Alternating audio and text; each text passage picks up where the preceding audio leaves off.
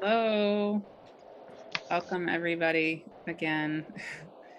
And this talk today is another one of the videos that we have on this first day of recorded talks, where I arranged these talks in a way that I'm attempting to help us get an overview and a general sense of what the healing that we're needing in this time is, and then some kind of bigger picture level sense of various people's thoughts around how we can go about doing that healing and what is needed in that healing. And again, some sort of from the meta level, like a bigger picture of things. And so today in this video, I am with Nicki Koethner, whose last name I'm trying to pronounce. Yay.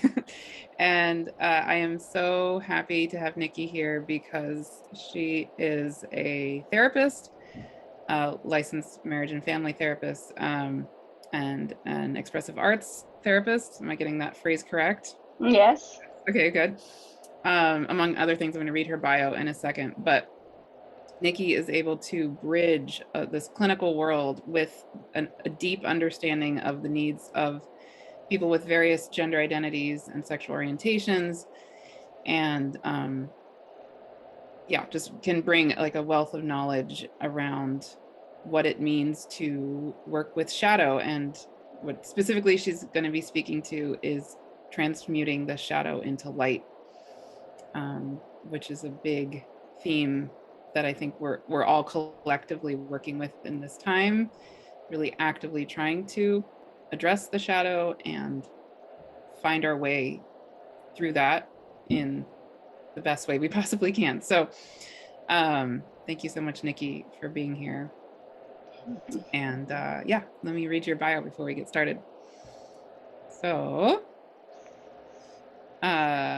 Nicki Koethner is a somatic expressive arts psychotherapist, educator, consultant, and multimedia artist who specializes in transforming trauma into empowerment. She has a private practice in Berkeley, California, and online in English and German. She is adjunct faculty at Sofia University and the California Institute of Indigo Studies.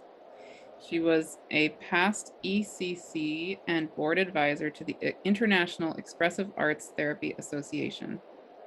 She is a contributing author to Anxiety Warrior, Volume 2, Anxiety Meets Compassion, and contributing author to the Mental Health Trainer's Guide by Pacific Center for Human Growth, called Unlocking Stigma, Working with LGBTQI2-S Children, TAY adults and older adults. She also has authored Compassion Fatigue, Wellbeing, and Burnout, an Expressive Arts Workbook for healthcare workers. And she also facilitates healing ceremonies, workshops, and rituals. And then, Nicki, I know there's more you want to share about your background and who you are. But you can also read it if you like. Oh, okay. I have a little blurb I wrote there. Yeah, I love what you wrote here. So this is in your words. Mm-hmm. I'll put it in third person. Nicki is a cisgendered female, queer, pan, or bisexual identified woman from Germany, a hybrid transplant living in the USA more years now than she lived in her country of origin. A woman with a heart, a spirit, soul of constant unfolding that is impacted by her identities, but cannot be defined by them. She is devoted to her own healing journey in order to create the changes she wants to see in the world. And I relate to a lot of that. I identify also as cisgender, but like throw in a little non-binary and then pansexual. Yes. So, and much of what you said there, I grew up around the world, and now I'm here in California is the longest I've ever lived anywhere. And, so we have a lot of parallels. Yeah. And I was a therapist for a really long time, and, so here we are. Here we are. Thank you so much for inviting me, and I'm really grateful what you brought together and the people you have gathered to speak to our diverse sexuality and gender expressions and the way we live as humans, you know. And one word that I would add to my little blurb about who I am is also gender queer or androgynous. Those are labels that fit my experience, but I love and I am more identified with without labels, because labels for me feel very limiting. But sometimes I think it's helpful for us to also name who we are as an identity, to claim ourselves and reclaim ourselves because of the shame, the stigma, the bias, discrimination that has existed in all cultures around, and the norms, the cultural norms that tell us how we should be and what's right and what's wrong. And the right and wrong, that's what I see as the shadow that informs our experience, that tells us how we should be, rather than celebrating the diversity we are bringing in the uniqueness we are. And this is part of, as working as a therapist, I work a lot with people struggling with shame, guilt, addictions around their identities, around who they are. And I'm coming from a more transpersonal humanistic perspective of there's nothing wrong with you, but because of the experiences you have made throughout your life, conditioning, socializations that did not meet the essence of your soul, that's where the distortions, imbalances, anxiety, depression, trauma started. Because we were not met with who we were coming into this world, in this moment, in this body. And of course, people who don't identify with the norm of society have to deal and are challenged much more with the stigma, the bias that will judge them, that will blame them and shame them. And we start internalizing those kinds of beliefs. And for me, transmuting the shadow has a lot to do with shedding the shame, the guilt of these external ways that we were responded to shed those in order to come back to the essence of our soul that has no gender, has no soul, no age. And the essence of our soul is an unfolding process. And the ego is what gets hurt, gets wounded, and feels ashamed or carries the guilt.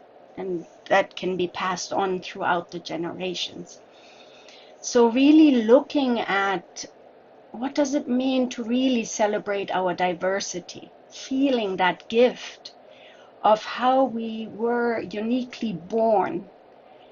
And can we come back to that place of innocence in a way of, hey, I'm here to live, to belong, to be loved, and bring that who I am to the world, not to conform to the boxes of what people tell you you should be. And one of the big dilemmas is that people in the LGBT and plus, I'm not going to name all the acronyms since they're still growing anyway, but maybe the rainbow continuum of who we are actually and the diversity we represent, just like in the natural world, and we're part of nature. Nature is very diverse. And so are we as humans, very diverse. But unfortunately, our differences have been used to dominate, to subject people in order to, for economic reasons and bar access. Or, in the worst case scenarios, in the Holocaust, for example, a lot of queer people were put into concentration camps. And we still have that existing throughout the world today, that there can be a death penalty and bullying and other things based on if we are not identified with a more heterosexual kind of identity. there's still a lot of discrimination, harassment, and it can go to also the death penalty in some Right. countries.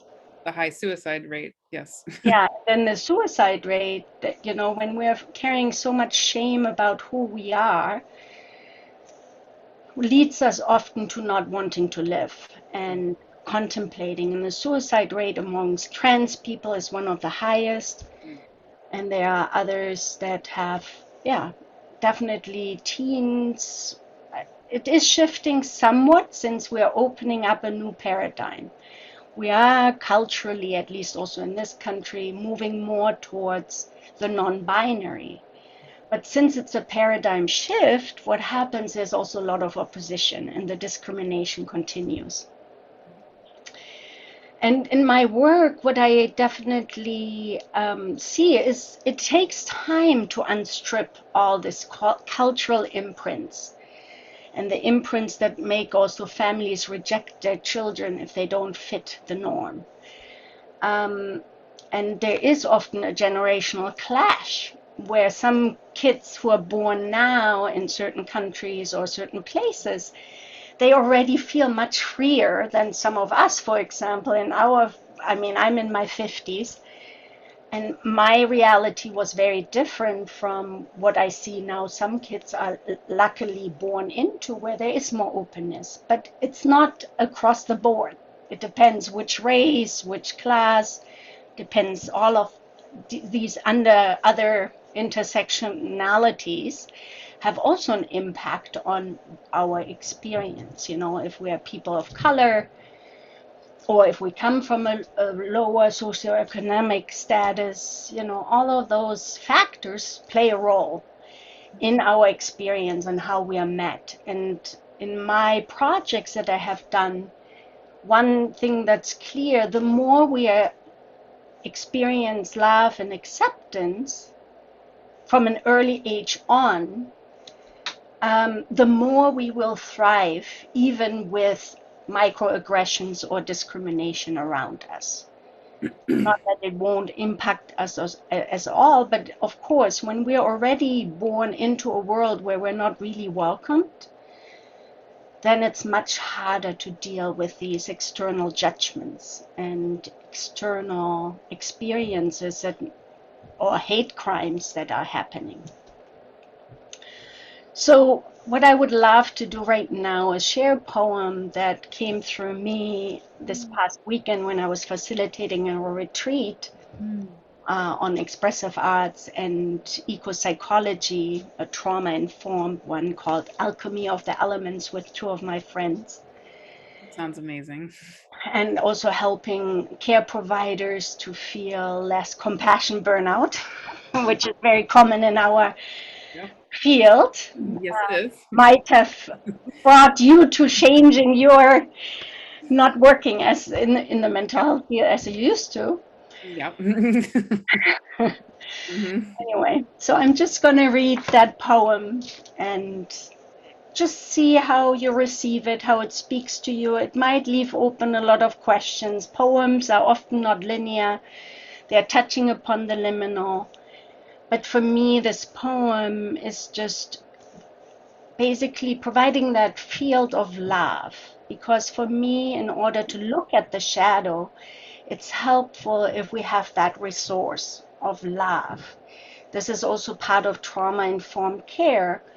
We are not going to confront the trauma head on, but we will build, first of all, trust and safety, compassion, curiosity, as well as really grounding ourselves in a reality that's bigger than the trauma we experienced.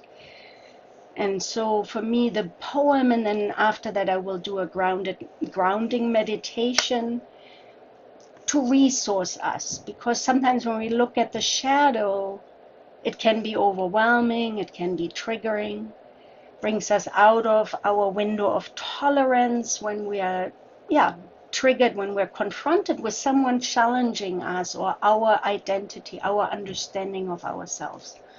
And I feel like maybe just to throw in there, since your talk is on the first day of recorded talks, just as you're speaking, I'm realizing it might be helpful for just a minute to speak to the reality that people listening, people coming to the symposium, I've been hearing from them already. It's the symposium, we're recording this almost 2 weeks before the symposium, but I'm already getting a lot of people responding to a survey, the survey that anyone and everyone is welcome and encouraged to fill out so we can understand your needs better.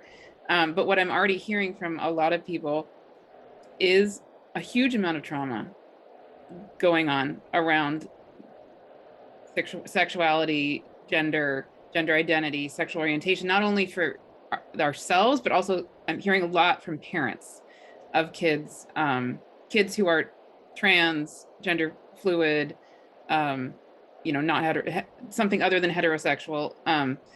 And, my own 15-year-old is gender fluid and pansexual. So, and I've worked a lot with youth who identify, in the LGBT community. So that professionally and personally, that's a huge, huge, huge thing for me. And so it really touches me when I'm hearing from these parents. So one thing I'm realizing maybe it's really helpful to speak to for a second is that as people are participating in this symposium and we are listening to these talks, a lot of this will potentially touch on really deep shadow stuff, like really deep, difficult things that we have a ton of trauma on this planet. And a lot of what this symposium is about is addressing that head on. So I don't know if you want to speak to even just like a 10-second version of any suggestions you have for people as maybe things do happen to surface, like top 3 tips or something, of how to move through this in a way that's safe and helpful. And I can speak to that some, and I also am grateful you named all what you named, because I definitely wanted to speak also about how trauma impacts our intimate relationships, and how past sexual, emotional, and physical abuse will impact, and our attachment histories will impact our intimate relationships, whether they're friends, partners, lovers. And so it is about how do we, hold one another in this field when the trauma surfaces. Yes, right. And, there are a couple of easy pointers, but I definitely also encourage anyone, if you're not in therapy currently, to maybe seek out therapy if you're noticing that it is flooding, overwhelming for you to hear some of the stories. Because sometimes when we speak about these things, we feel less isolated out of a sudden. Wow, I'm not the only one experiencing this. This is why this symposium is beautiful, right? We can really tap into we are not alone, because the experience of trauma is often that we feel very alone and nobody understands us. And there is often a lot of shame, which furthers the isolation. I can't really communicate what I need. I don't even know what I need. I don't know how to access my desires or my pleasure, which is our birthright. To have fun, to be pleasure, and to also connect physically in a way that's nourishing. While trauma and abuse histories make it sometimes very triggering to be touched, to be seen. So one of the things that happen when we are triggered in trauma or activated is our breathing changes. So breathing techniques are incredibly important. Taking a deep breath. I mean, I work with a lot of people who have anxiety or panic attacks or social anxiety, and social anxiety is also high among people who come from diverse backgrounds and don't feel accepted. So all of that gets increased. So, but the breathing and deep breathing, yoga, all of these, although yoga sometimes can actually, again, also activate things that we had buried, because when we do yoga, it opens us up. Even when we engage in music, like when I was going and learning about drumming more, in one of the drumming lessons when we were just playing around and it was more improvisational.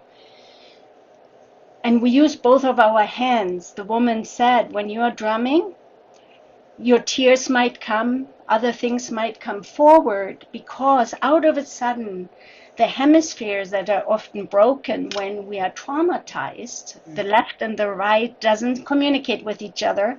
The frontal lobe is out of service. It reconnects us to these things that we might have lost and forgotten, and can reconnect us. So engaging, I mean, as an expressive arts therapist, I have found all the tools of journaling, of painting, drawing, of movement, dance. Those have been my healing practices to transform some of my own individual trauma, but also my intergenerational trauma from my culture.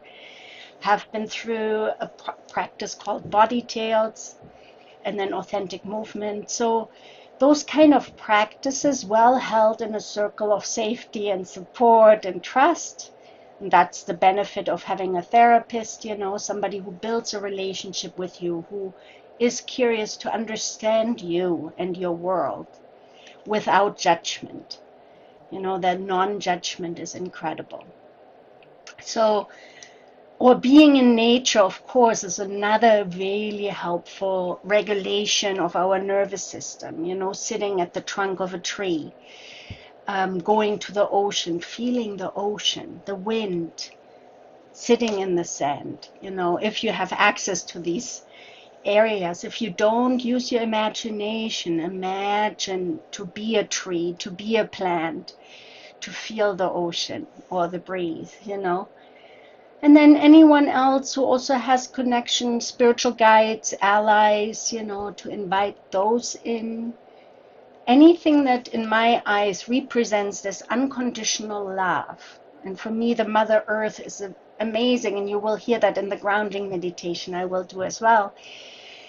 Mother Earth is here to help us recycle our human drama. You know, our human drama is so overwhelming at times. And in order to recycle it and we connect more deeply with the earth, which we are actually part of, but have been separated from, the more we can actually soothe and calm our nervous system. You know, it can help co-regulate. That's also where equine therapy comes in, you know, co-regulating with other animals like your pets. Anything else or experiences you have made where you felt loved, accepted fully, remembering those when, especially in a triggered moment, can you go back to moments where you did not feel that sense of being lost, confused, anxious that somebody is going to hurt you in some way or harm you? So coming back to all of those resources can help us. The breathing, engaging in ways of expressing yourself non-verbally, listening to soothing, calming music, are amazing resources to calm our nervous system. And of course, the more we practice them, and not only in the activated state, because sometimes it's really hard to bring ourselves back to a sense of regulation by ourselves. Yeah. So of course, healing touched by another or somebody else holding you can help.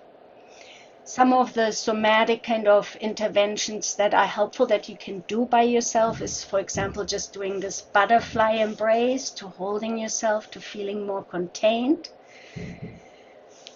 I also really like doing this one for a while because it helps me also to reconnect, and then with deep breath. But this can help to not go into our minds too much. Back to the body and the heart. Yes. And then, you know, there's tapping, another amazing process that can help. It's called the emotional freedom technique. You can find that online, resources. And it's a simple where we use the meridians to calm our nervous system. and we speak whatever emotion, feeling might be there. For example, I would say, even though I feel anxious, I love myself unconditionally and completely. Even though I feel anxious, I love myself unconditionally and completely. Even though I feel anxious, I love myself unconditionally and completely. Even though I feel anxious, I love myself unconditionally and completely. And you continue. There are some more tappings to that. Maybe towards the end we can go there again. But those are some of those ways that can help us to ground our nervous system, to not stay in the anxious, either hyperarousal or hypoarousal. So hypoarousal is when we're depressed, when we are lethargic, when we can't move. We want to get out of it and we can't. And often in those states, even all these tools can't reach us. I mean, I heard that again and again in my training, and now I'm also training other therapists using creativity, where a lot of people say, yeah, but when I'm depressed, I know all these tools, but they're not really helping me. And that's again where it comes in, if you have somebody around you, or have a therapist to co-regulate. That's the helpful part of engaging with someone who's safe, who you trust, to co-regulate, because sometimes it's so hard to regulate. Right. Yeah, actually, one of the things that the spirit world has had me channel is a series of meditation videos that are deep peace and healing videos, and one of them is co-regulating with Mother Gaia, like taking the parallel of the concept that we as babies, we need to co-regulate with the caretaker, the mother, whoever the caretaker happens to be, and the same is true for us as beings of this planet. Literally, our best co-regulating agent or like partner is the earth, the actual earth.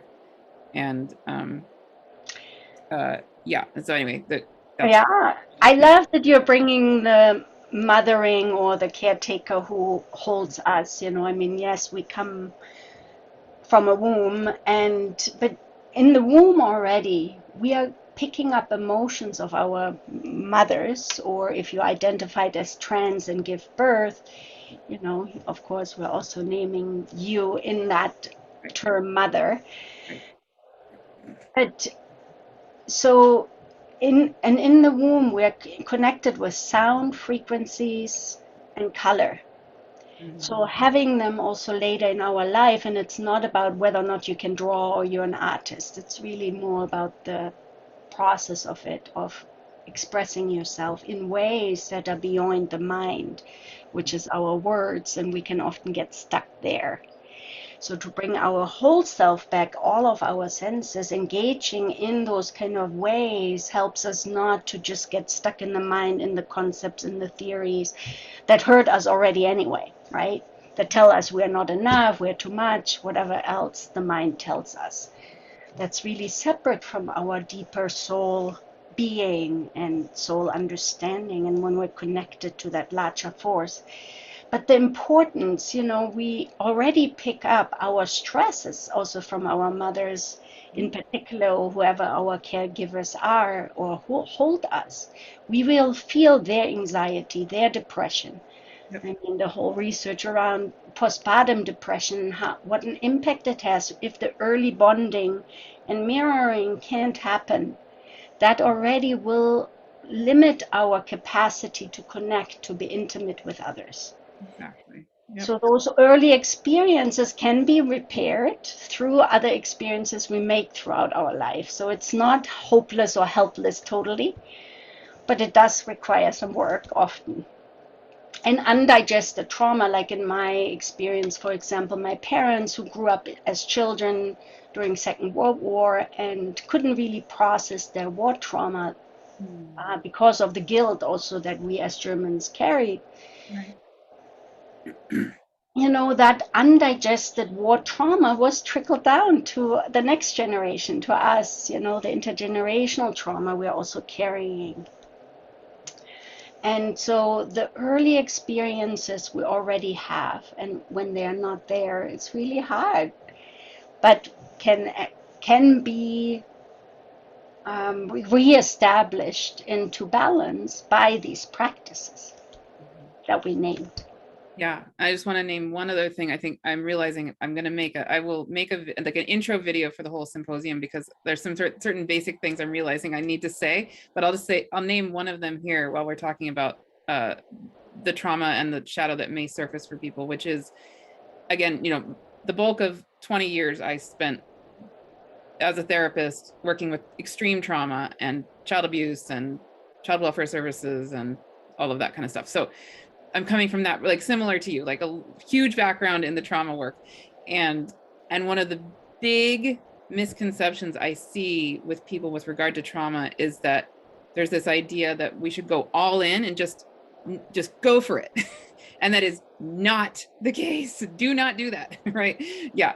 So like the big thing I just want to say right now that I think is so important is for us each to be really, really careful and listening to ourselves, noticing in ourselves as much as we can, what is okay for us right now to experience in that shadow, to experience in the trauma, and then where do we need to stop, and just stop. If you need to stop, do it.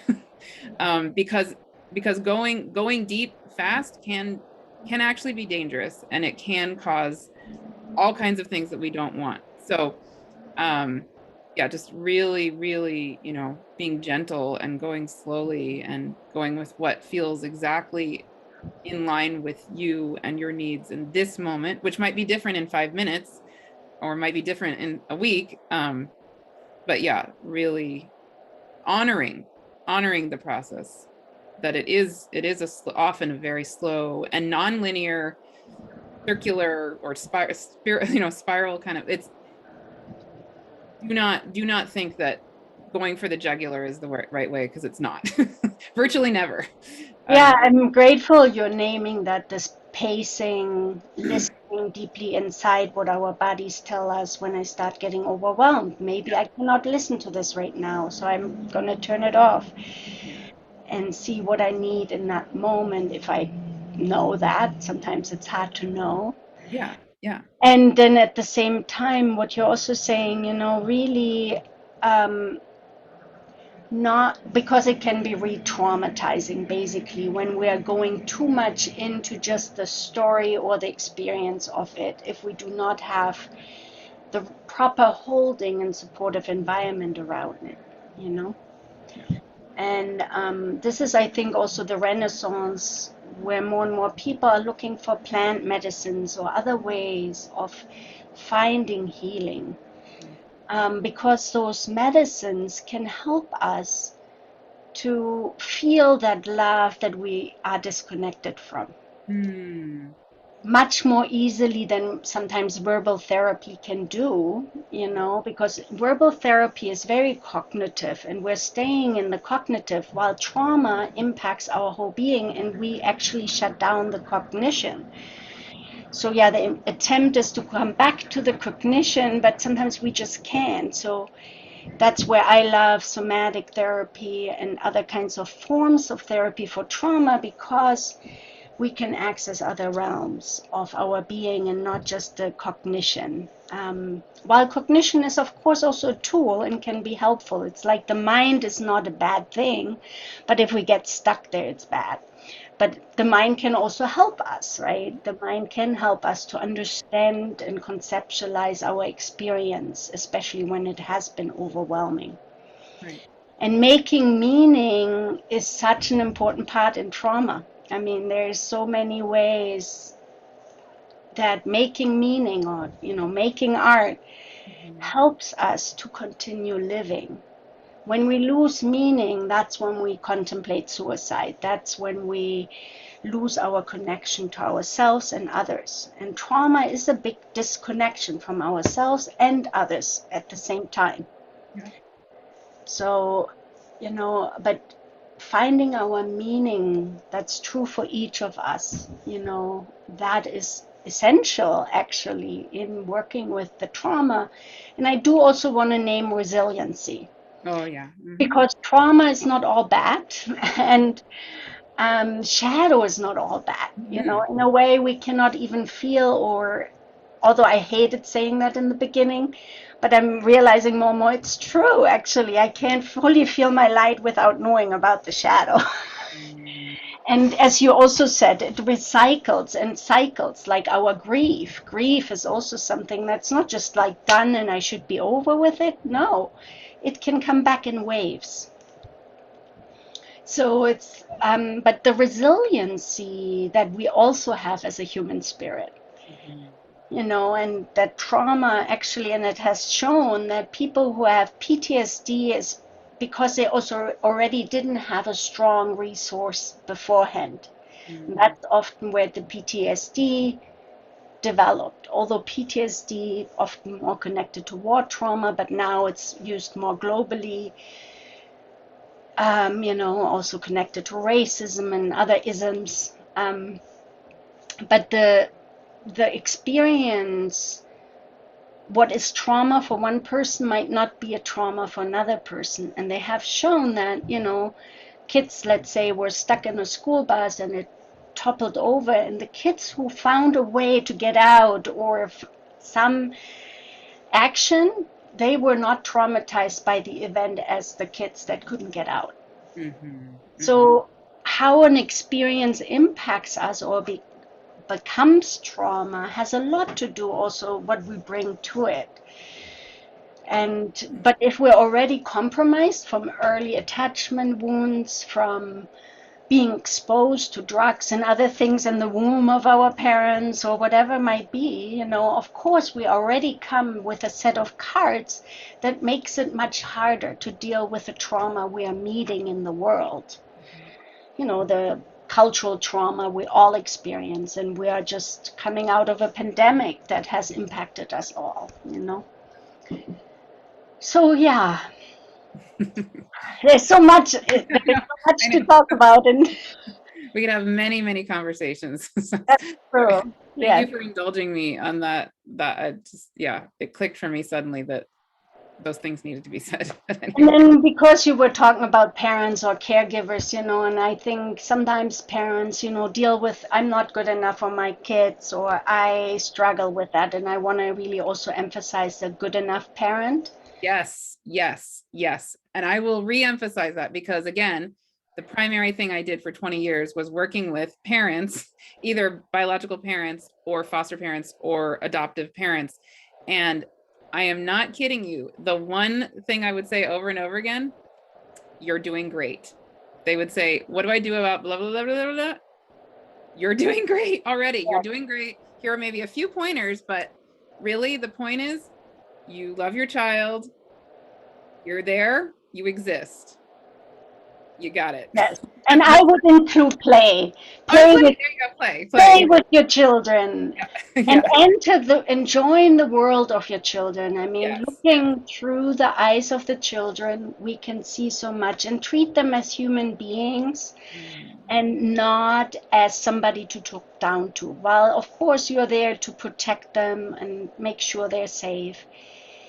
And each of you will bring your own values around that. But really connecting with this other being as a soul that's beyond your understanding, actually, Mm. beyond your expectations. And that comes often into when I did the pilot studies with parents of transgender children or gender fluid expressive children.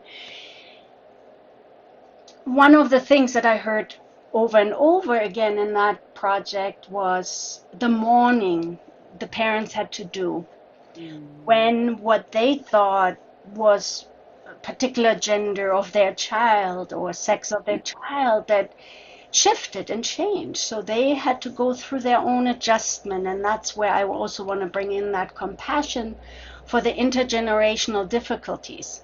Mm. But it's like, yes, some parents might be really well meaning and some parents are not. They have Yeah, strong judgments and shaming and all of that. But absolutely.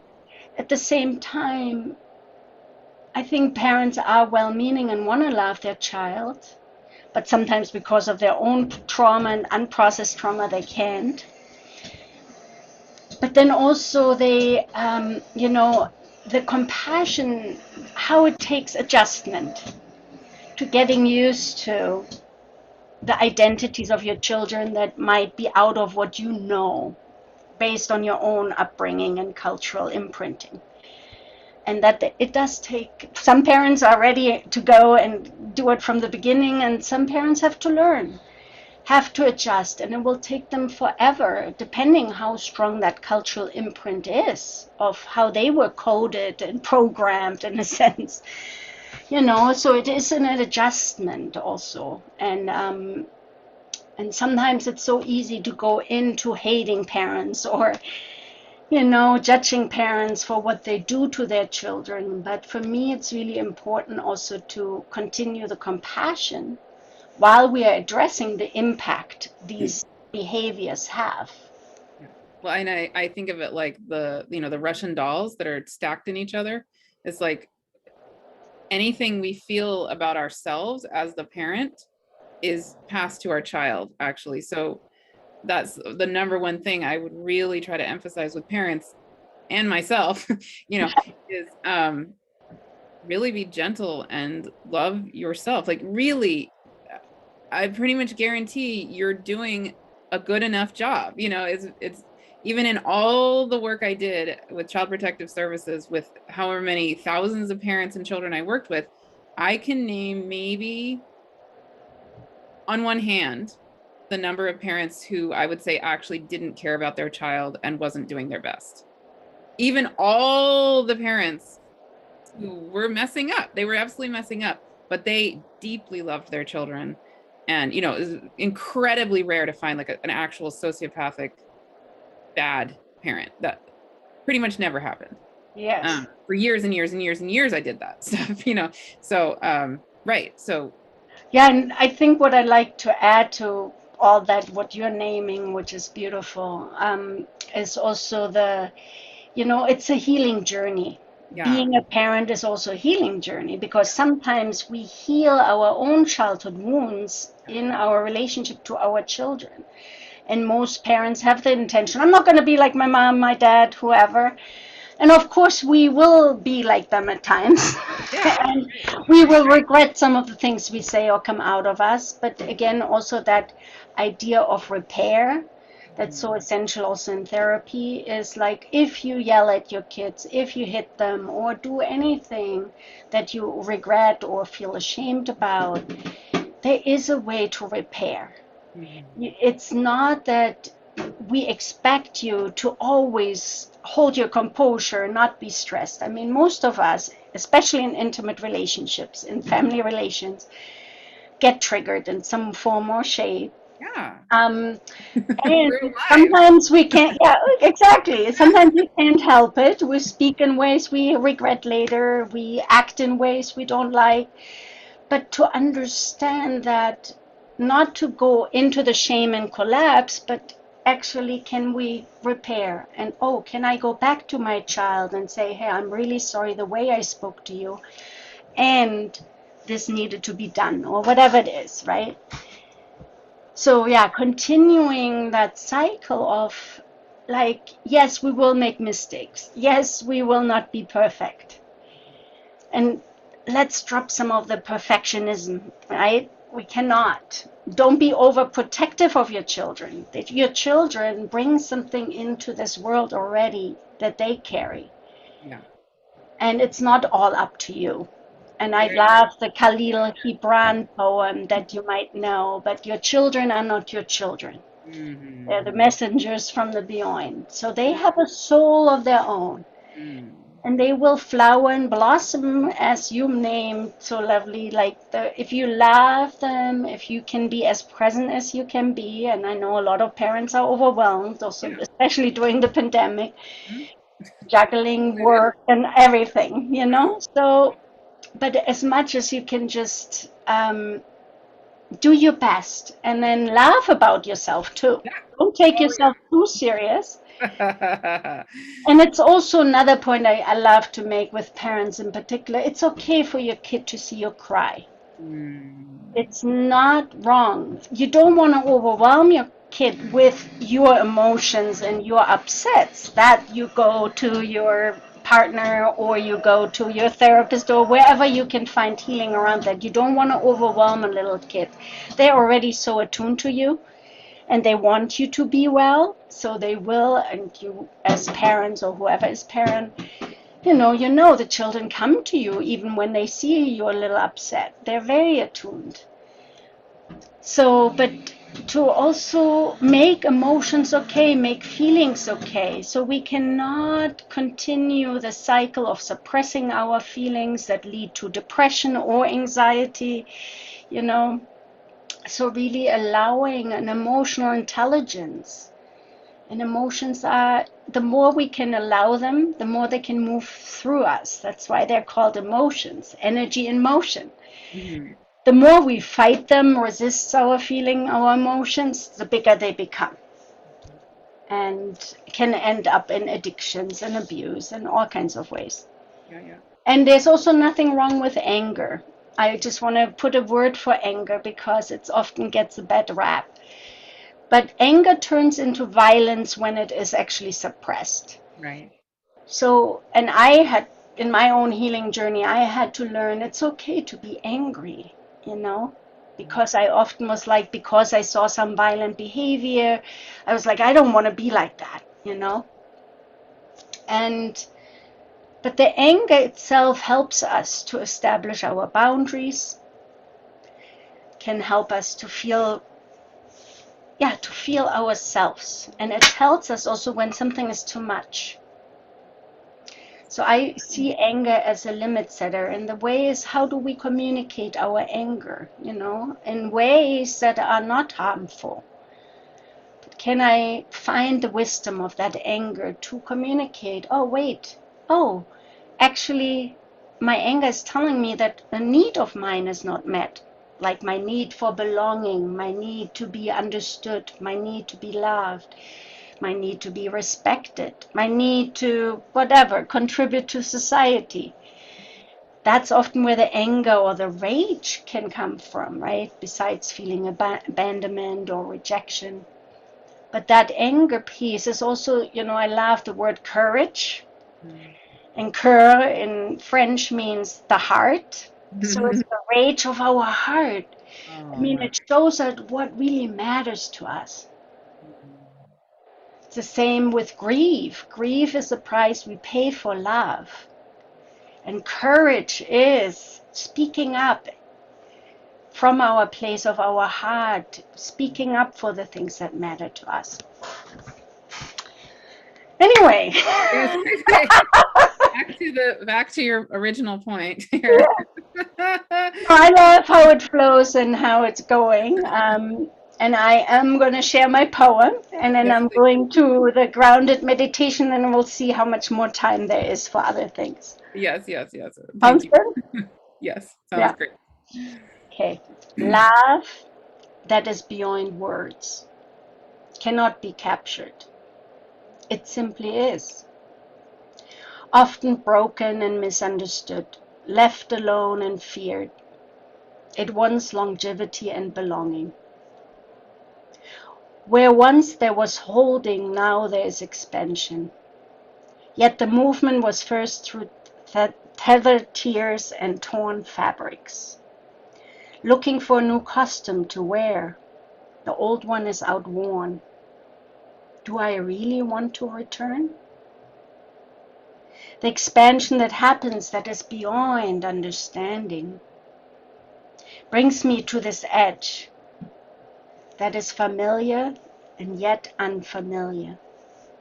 Beyond shape and form, listening deeply to the song of my soul, I surrender and remember.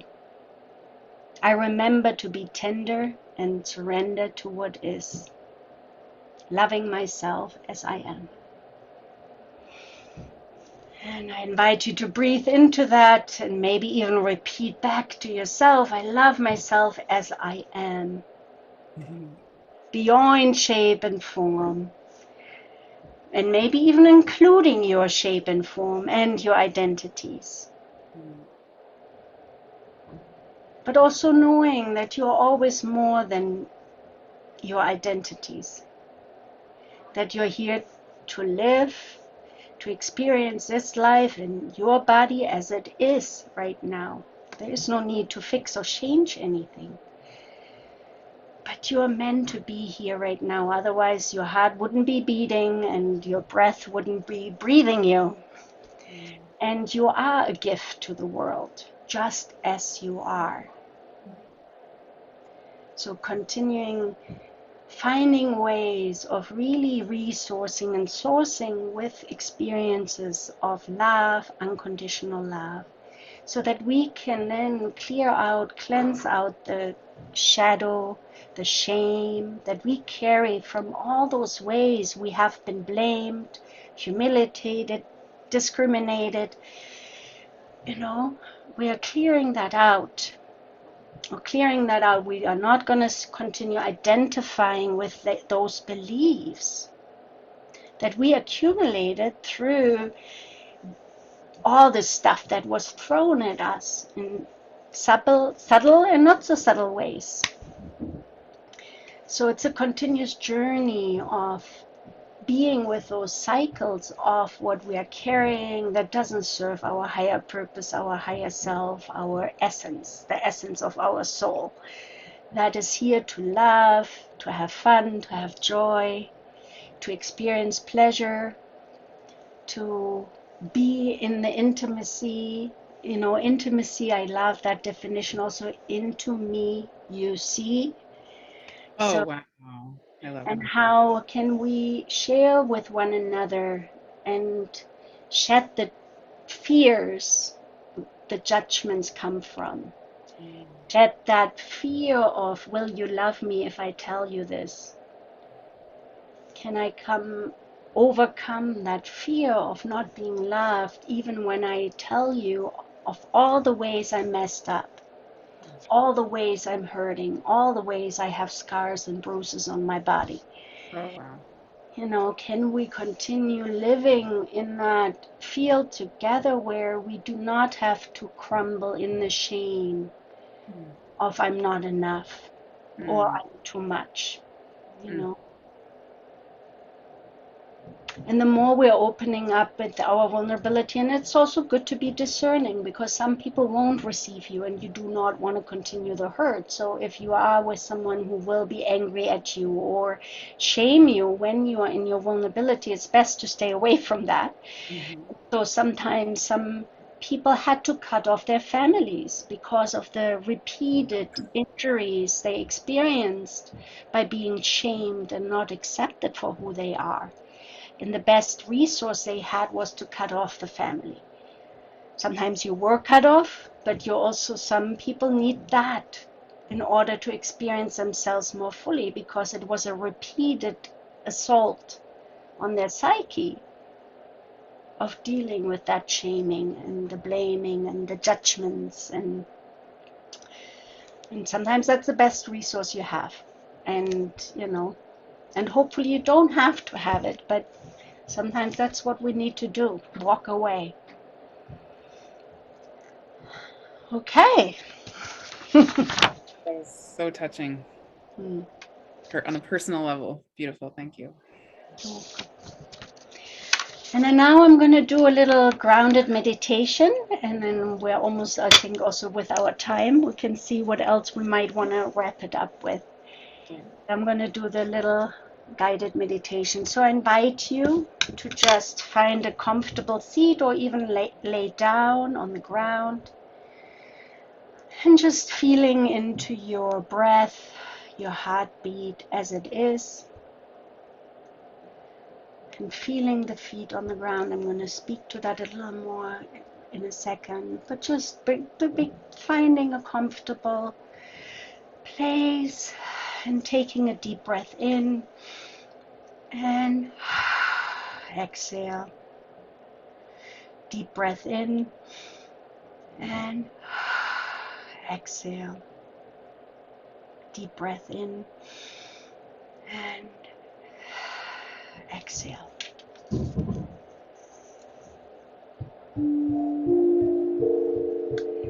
Feel your heartbeat, putting one or two hands on your heart. Just notice the heartbeat and your breath as it goes in and out. The heart and breath doing their work without you doing, reminding you that you're meant to be alive, connecting you to others no matter what gender, color, race, ethnicity, culture, or sexual orientation. If you feel comfortable, close your eyes or have a soft focus on the ground. The heartbeat is also connecting you to the earth, the wider field of our existence as humans. Feel your feet on the ground, the connection to the earth. The earth is a great resource when we feel overwhelmed, anxious, depressed, or stressed out. Feeling and sensing into your feet that carry you, that help you to feel the connection to the ground. We often take our feet for granted and can get lost in our day-to-day activities, the demands and stresses of our everyday lives.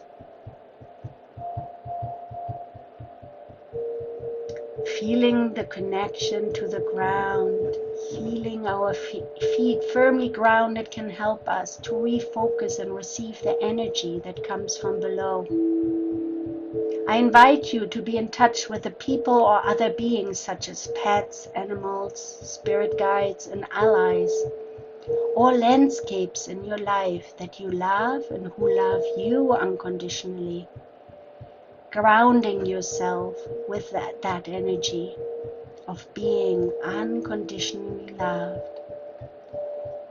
Reminding you, you are love. And bringing in the knowing, remembering and understanding there's nothing wrong with you. There's nothing to be fixed. Firmly grounded in that love, I invite you to breathe into it. Imagine a bubble of love around you, filling it with a color that soothes and calms you. Feeling the protection of the love bubble around you, knowing that nothing can penetrate that is not invited or in service of your higher self and unconditional love. You are filled with deep compassion for yourself and others. Letting all the external and internalized judgments about yourself, your identity dissolve and dissipate into the love. Sending the hurts and pains through your feet into the ground so the earth can help you recycle the anxiety, shame, resentments, and guilt, and dissolve the negative beliefs we took on through our conditioning and experiences of being shamed and humiliated. Release, release, release, let it drop, let them sink into the ground.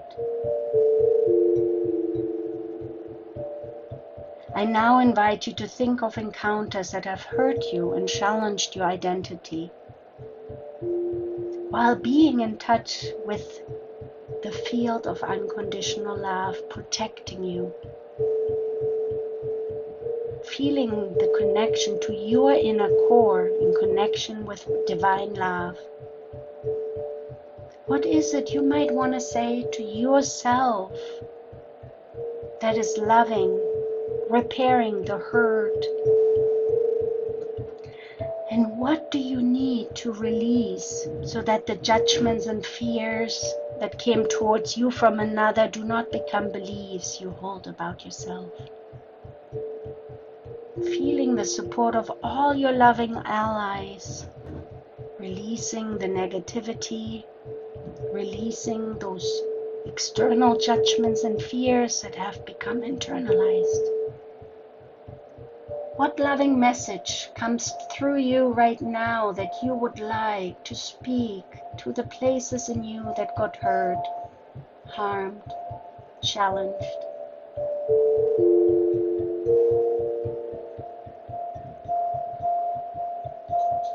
I love myself unconditionally. And you do not have to believe it, but speaking it makes it a reality. I love myself as I am.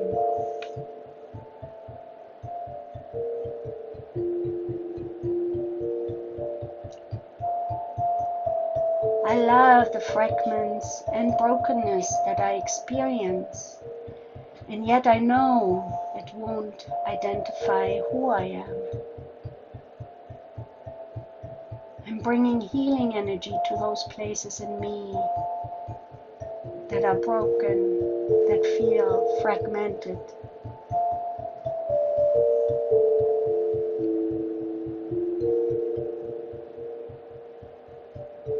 The more you are in touch with unconditional love for yourself, the more it will help you not to take on the fears and judgments of others. Connecting back with your breath and heartbeat now, I invite you to slowly open your eyes when you're ready. With this inner focus, I invite you to receive any of the information that will be spoken in this symposium with openness and curiosity, noticing your reactions, body sensations, thoughts and feelings, and allowing your questions. And it is okay to ask questions. We're here to learn from another, with another, from heart to heart.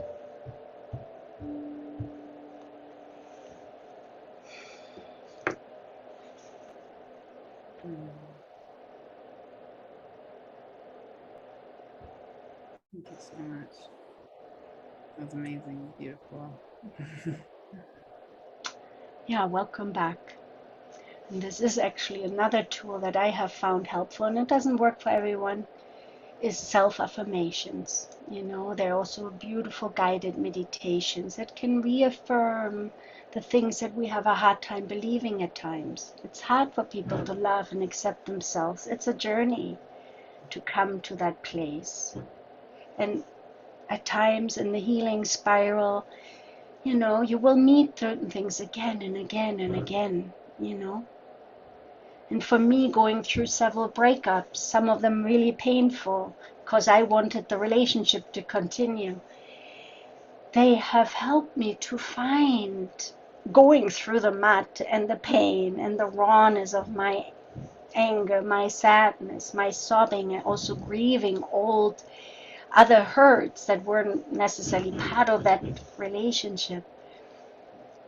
I also discovered, and what it has helped me now, having cycled through quite a few relationships, is a deeper sense of self-love, each of them. But it also was the journey through the dark. It wasn't just like, oh yes, now I love myself. Not at all. But it was like a cleansing and clearing, and that's where I love the tears. You know, tears help us to cleanse. They were made for this, to cleanse ourselves of all those hurts. And so, but all of that, going through the pain and the rawness, and there's another Rumi poem that comes to mind, The Guest House. Oh, yeah. You know, it can clear yourself out for new delights. But the more you're willing to also feel your sorrow, the more you can experience your joy. So an invitation is allow your grief, whatever it takes.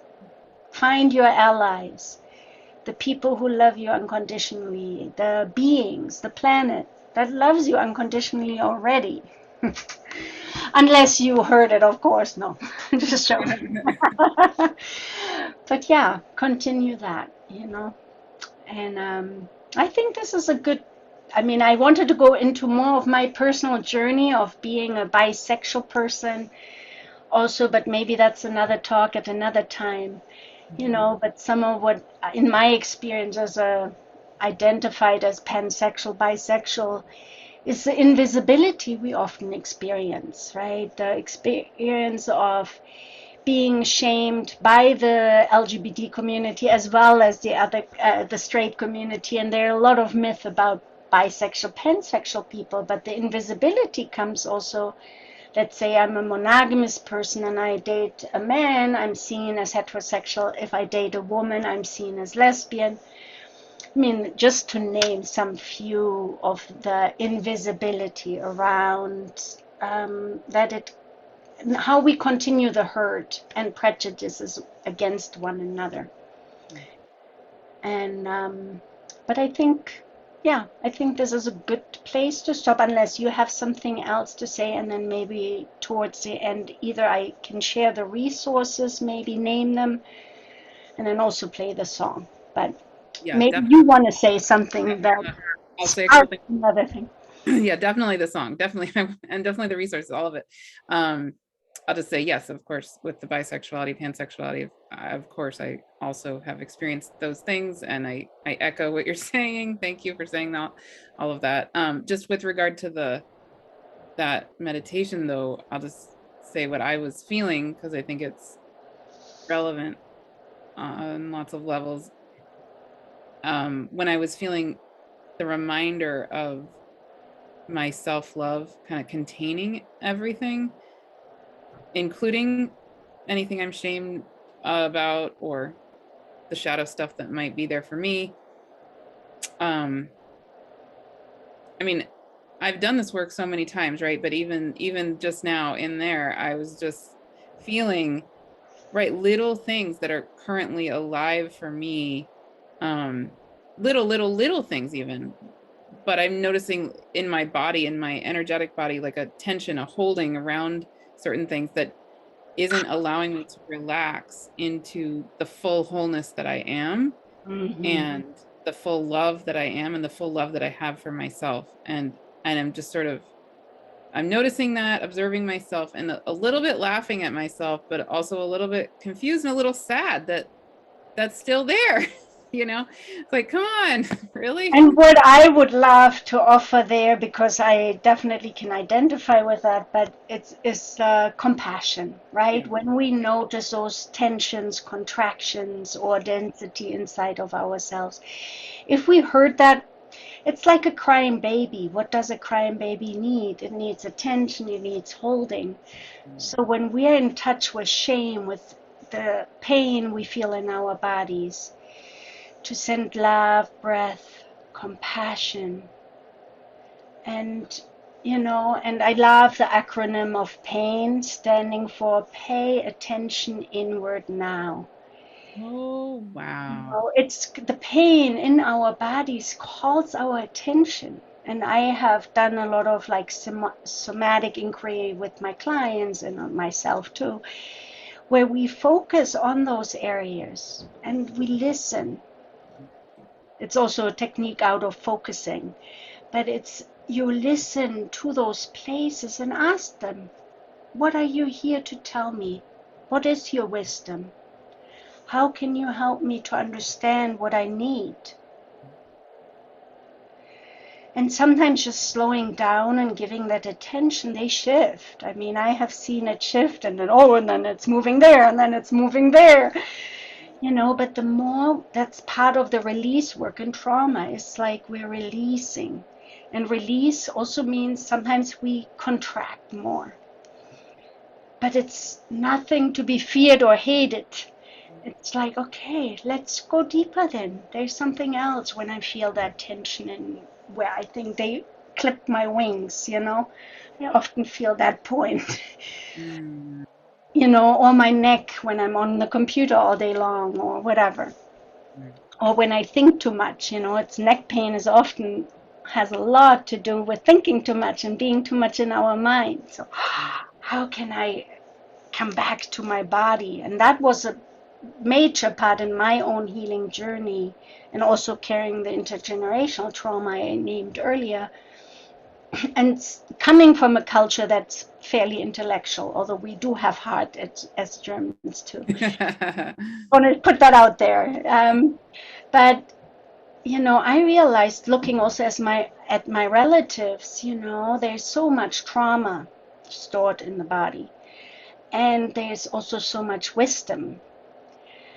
But I had to do practices that brought me back to my body, to also work through my body shame, my self-consciousness, and those healing practices like body tales, authentic movement, and also the conscious dance movement in the Bay Area.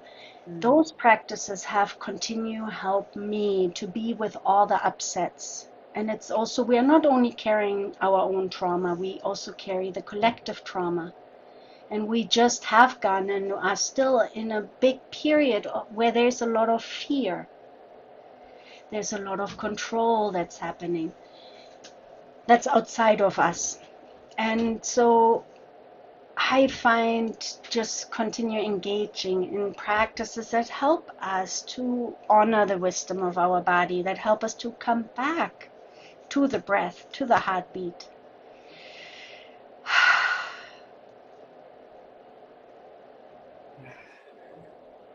And yes, the spiritual superego is pretty real. I Yeah. can see that with a lot of people who are in the spiritual realm. Oh, I should have be done with that already. I should not feel this already. I know all of this.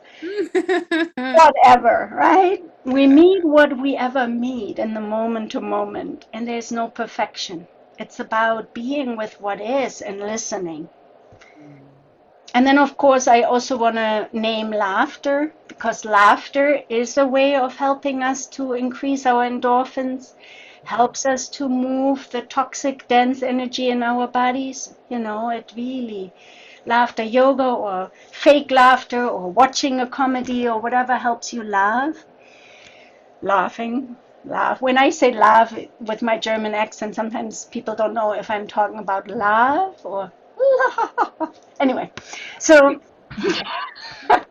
so yeah, laughing, especially when we are with a shadow. Not take, I like the saying also, show up, be present, and laugh about yourself. Aw, there we go. Yeah, and it seems like a big overarching theme of this whole time we've been talking is the self-love also. Mhm. That seems like the big takeaway I'm feeling here. Yes, I would agree. And that is for me the transmuting of the shadow. This Mm, is the more we can work with that, the more shame, guilt, the externalized or external judgments coming at me, they impact me because I'm believing them. So if something inside of me believes what's being thrown at me, right. that will shake me up much more. If I know somebody yelling at me curse words or bigoted words, but inside of me, I'm in this field of love, of knowing I'm much more than whatever assaults are being thrown at me, the less I'm shaked out of my center or ground. Absolutely. Yeah. And I have to say that while I have done a lot of practices and continue doing healing things, I can still be shaking out of my ground, at times of stress or when there are really painful, difficult interactions with loved ones or strangers too. Although with strangers, sometimes it doesn't impact me as much because I don't care about them Right. as much. But so for me, it is about befriending whatever we are meeting, and the shame that comes up, the guilt that comes up, whatever still needs some clearing and cleansing. We might get to it this lifetime, and if not, then maybe next lifetime. Yeah.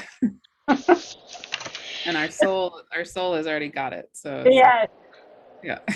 And thank you again, Martha, for creating this symposium and bringing so many beautiful people together who have, been in this journey And I do think the more we have these places, the more we can continue helping, bringing love and transmuting fear.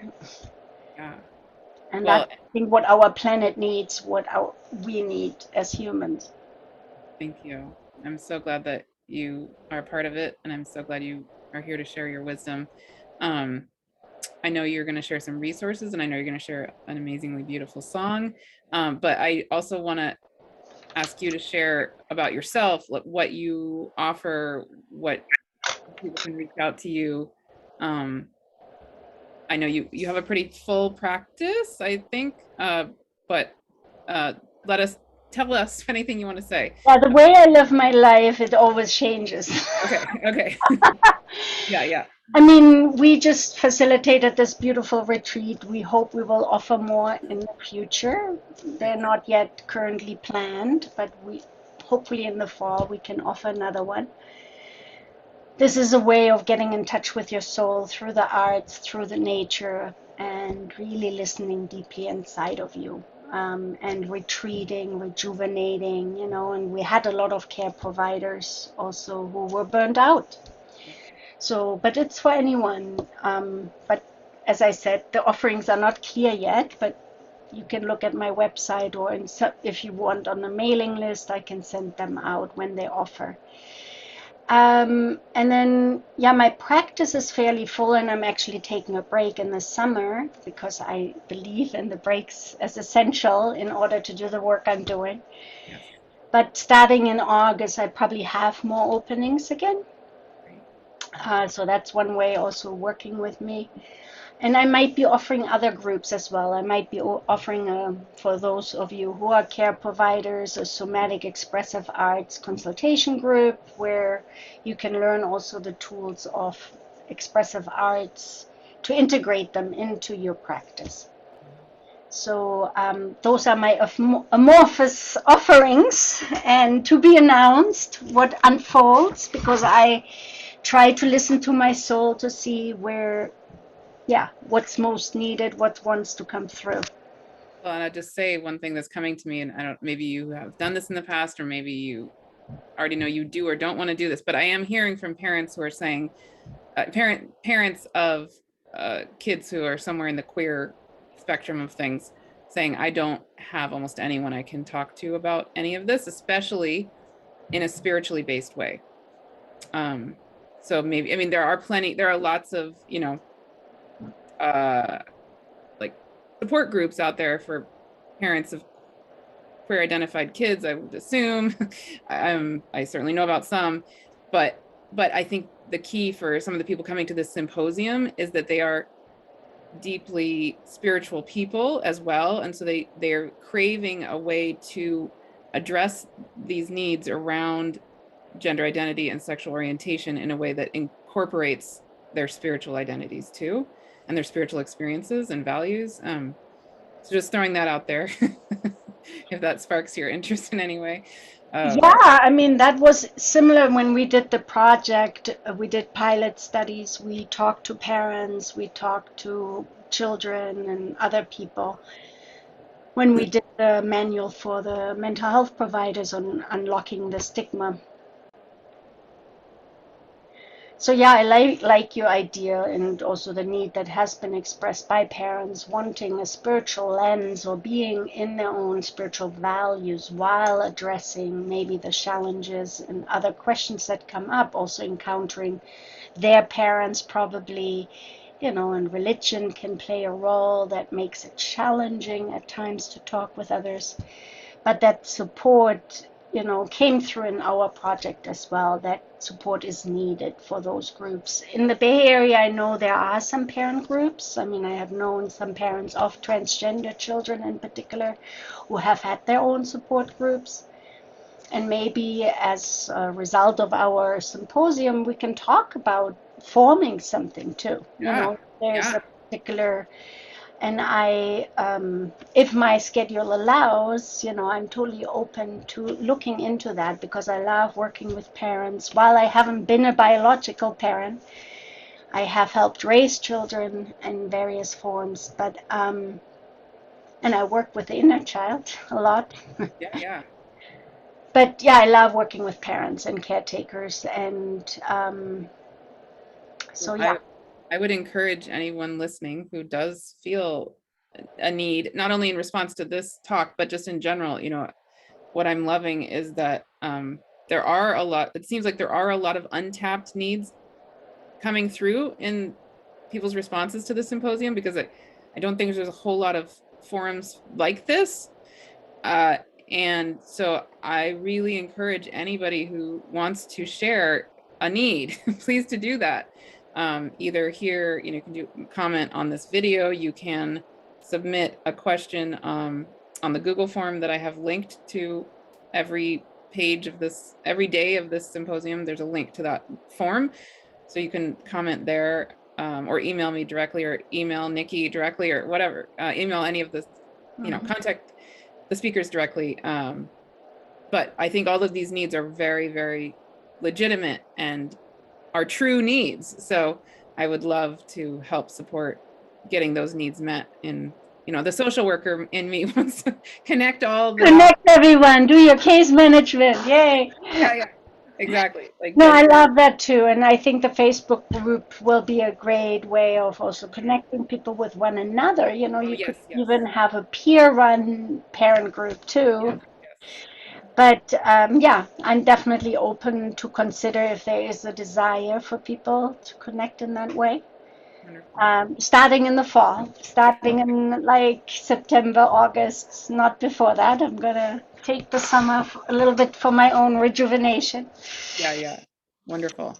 And yeah, and there are, of course, many resources also online, and you can find it in that way. And I just wanted to name, one place where you can, if you're into statistics and hearing about how people are impacted by the discrimination, oppression, and all the various forms the shadow expresses itself, it's the National Alliance on Mental Illness, has a whole section around the lesbian, gay, bisexual, transgender, queer, and question, and intersex. And I think there's an A too, asexual now, and then we also have sometimes a /S2, which is for the two-spirited indigenous traditions. Anyway, but the National Alliance on Mental Illness is a website that I found has good insights in terms of the impact on our mental health by all the discrimination people in that community face, and also the diversity within the community, because sometimes we mystify it. It's not a unified community that exists necessarily, but at times we bond in that way, and Pride is coming up here in the Bay Area. We unify, and it gives us strength to unify, but within the community itself there's a lot of diversity, and our experiences and definitions and identities are very diverse. So again, I also want to know, for those of you who are new to all of this, you don't have to get it right. Ask questions, make mistakes, don't stumble your words when you mispronounce someone. Yes, it can hurt them. Yes, it can be shaming. But if you come with a humbleness around it and the willingness to learn, I don't think harm is done. While it can hurt sometimes, especially if a person has said, don't call me she, even if they are still looking more like a she, but internally they're already more identified with a he or they. But we're learning, and it takes time, especially when you're from an older generation. You're really not used to it, and some people feel very resistant to accepting. Then the one other person that I know has done a lot of work, especially with gender fluid children, and has written numerous books, but one of the books she wrote, her name is Diane Ehrensaft, and she has a website where she lists the books and resources and also other links. She also works as UCSF, where there is actually a gender clinic for but one of the books she wrote was called The Gender Creative Child: Pathways for Nurturing and Supporting Children Who Live Outside Gender Boxes. And I think it's even helpful for people who identify much later in life with that. That's what I have found in my practice with some people who are now transitioning or forming a trans identity. Sometimes they feel like, am I an imposter? Because it's so unfamiliar from how they grew up, and can I really claim that? When I hear the younger people, they talk about it in so many different ways, and I'm much more clunky about it. So that shame can come up, even if we decide to take on a new identity or a different identity that speaks to us. There is also beautiful, we haven't named or spoken much to the I in the rainbow letters, the intersex community that often, has been exposed to surgery early on in their lives when they're born. And intersex means you're born with whatever. I don't want to screw up and make it wrong, but basically you're born with other types of chromosome that don't clearly make you one way or another. And intersex community has often been exposed early on to surgeries that assign a gender. And there is a beautiful on Vimeo by Sayafa Sean. I hope I say their name right. Anyway, but she speaks about her journey. Oh, I think she's using they. So, but about their journey of being not going through surgery, but being assigned being a girl while growing up. Then in puberty, out of a sudden was much more male puberty, and then dealing with that. Anyway, she's one of those. I find it very intriguing in opening up my own perceptions and understandings to also look at that, the diversity that already comes in all of us. Well, Anyway. I could put all of those resources in the description of this video. Yes. Yeah. And I can send you the link to my document where I have that.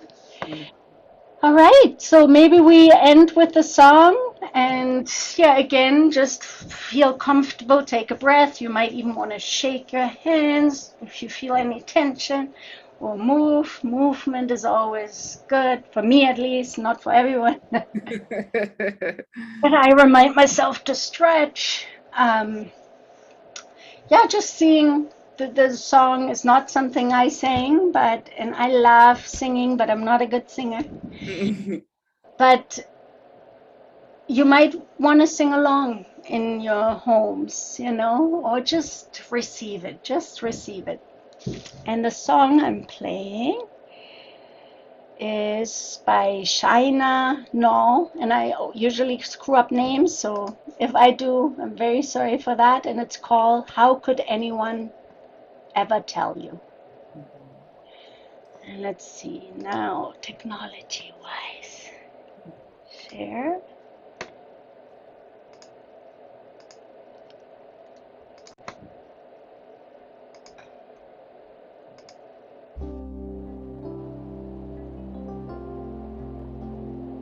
Hear it? Yeah. Maybe turn it up a little bit.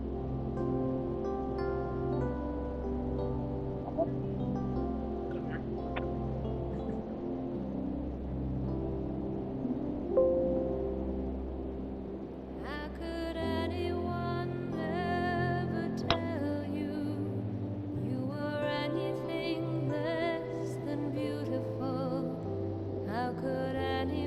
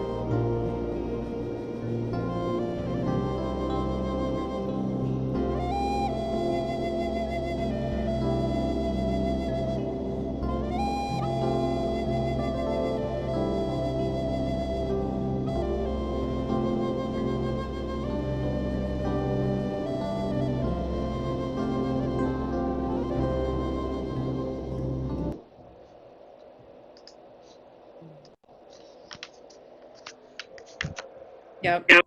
That gets to me.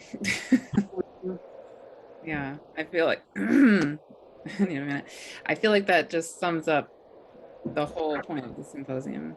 And there you go. Yes. And while I was listening, I also remembered one thing that I want to say about my own identity in a sense that Yeah. you know, I like to say I do not fall in love with a gender, but I do fall in love with the soul. And that's where that is for me. And I see myself in you, and I also feel you, and we're not as separated or disconnected as we sometimes can sense it, even if we don't identify with any of the labels. Right. We have a human heart that connects us, independent of our differences. And the hurt that has come through using our differences as places of oppression, shaming, or other ways, that is the part that we need to transmute, not to take that on. And can we continue being that change that we want to see in the world, where there is more love and compassion for diversity, and also truly listening and being present to the pain that we have gone through. Yeah. And one way I would voice a similar thing is that one of the big things that comes through me essentially is reminding us all of how God sees us, which, if I imagine that song being sung by God, oh my God. Whew. Yeah, God or whatever. Whatever. Languaging for each person or the universe or whatever or the goddesses. Yeah, whatever. Yeah. Yeah. But being loved unconditionally, in a sense that in my eyes, is our birthright, but not always our experience. Exactly.